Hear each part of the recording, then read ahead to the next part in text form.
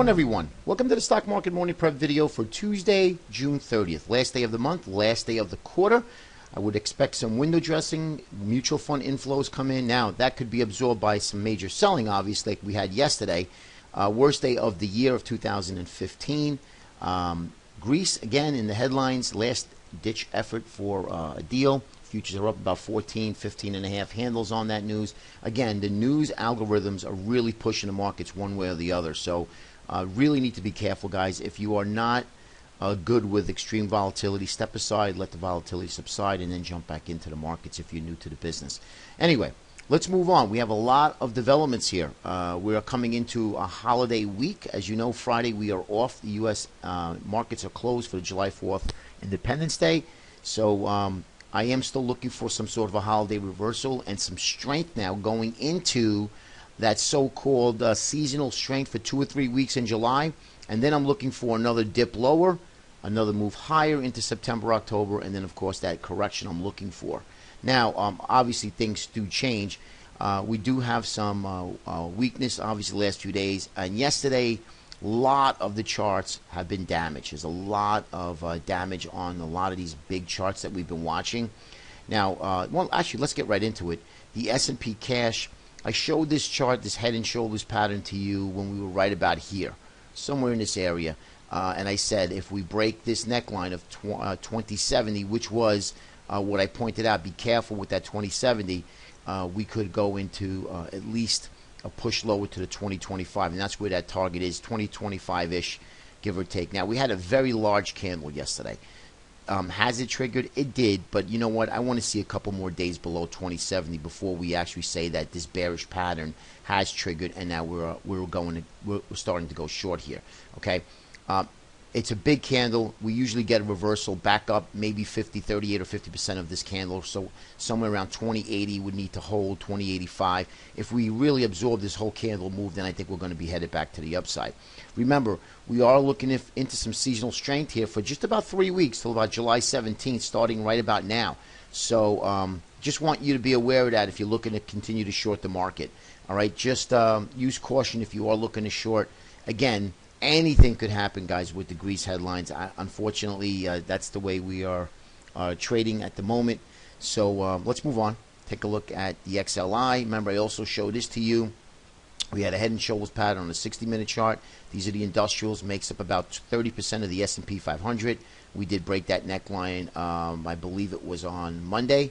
And now we're way down here. Now, do we short if you missed this break? No. We want to back test somewhere into that 55-ish area, 55 and a half, but that 55.20 is going to need to hold. So this here is not going to help the S&P 500 if we continue to stay lower, okay? XLI, just keep in mind, guys, this is not a good sign. Spiders, daily, I said that 200 we'd go down at least and test, if not break. We did break, so now we need to get back above it, okay? So the market's going to need to prove itself. At least the bulls are going to need to prove themselves if they want the market to go higher here, push this market back. But we have now officially broken out of this huge consolidation here for the last 4 months, if you will, end of February all the way down till now. So this is a very good sign that we are going to definitely get a pickup in volatility, which is fantastic for the day trader. So we should be getting into some really, really good trades during the course of the day. Now, remember, we obviously don't want the market to move too much, too fast in the pre-market, because then most of the move is going to be subsided, okay? All right, IWM, another big leader here, broke down heavily here, broke the 20, broke the 50, and now obviously the next test is going to be that 200, will be that big area of support that coincides nicely with that horizontal trendline support, okay? But you could see we broke down, and a lot of damage has been done on these charts, guys. Transports, I mean, just an ugly, ugly looking chart. Finally broke away from this little consolidation below that 200-day, which is well above that 155. That's going to test this lower. And I've been mentioning this. This is going to be the next test lower. Is it going to go straight down? No, of course not. But we get bounces. If you are trading the transports, you can short these bounces. You are definitely in bearish symmetry, lower lows and lower highs, as you can see here. And now we broke this area, and we have a thin zone here, these volume zones. So this tells me we're going to have a quick move to the downside. Now, this is where it gets tricky. Remember, and again, I keep saying this, we come into a little bit of seasonal strength here, and we also have a holiday on Friday where we're off. So we get that kind of that holiday reversal where the markets actually are one side up until then, and then we get 2 or 3 days of the opposite of what the move is. So we're bearish right now for a few days, right? Thursday, Friday, Monday. Tuesday could start, plus with the inflows helping, the mutual fund inflows helping, could put a bid into the markets and look to get this market moving back to the upside. Okay, so my idea would be to buy any early weakness, all right, or sell any rallies that are really extreme, anything above 10 handles in the S&P. Okay, so but right now I would be safe to say to look to buy the dip here in any kind of stock into support, because I want to really see, and I would use caution on that on either side, really, guys. I want to see the market open, then I want to see the market actually either sell off, stabilize, put a low for the day, and start to make higher highs and higher lows, and then kind of consolidate. That's what I'm looking to buy. When I'll be looking to buy the market for today. Okay, that's going to be really the game plan for today. Diamonds again broke lower. You could see here.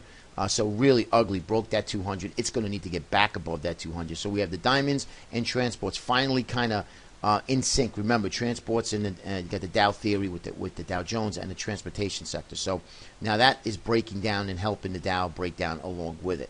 Lastly is the Qs. Again, we broke this lower trend line support area. Next target's going to be the 200-day moving average. So guys, you can see ugly chart yesterday, ugly candle yesterday, big engulf in red.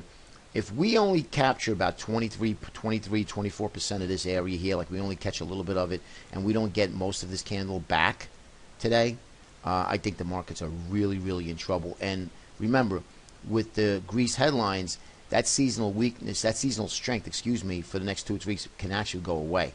So just keep that in mind. Nothing is etched in stone here as far as the markets are concerned. Okay? Be very, very careful. Definitely use your stops with this heavy volatility. Have a great day, guys, and we'll talk to you tomorrow. Take care.